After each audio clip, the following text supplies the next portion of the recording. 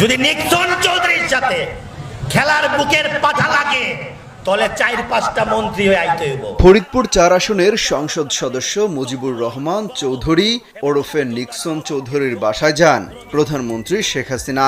এ সময় সঙ্গে ছিলেন তার ছোট বোন শেখ রেহানা। শনিবার রাতে নিক্সন চৌধুরীর বনানীর বাসায় যান বঙ্গবন্ধুর 2 কন্যা।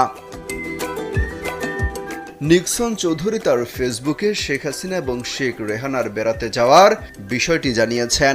রোববার সকালে নিজের ভেরিফাইড ফেসবুক পেজে এক পোস্টে তিনি লেখেন, বঙ্গবন্ধু কন্যা মাননীয় প্রধানমন্ত্রী জননেত্রী শেখ হাসিনা ও শেখ রেহানার সাথে গতকাল শনিবার রাতে আমাদের বনানীর বাসায়।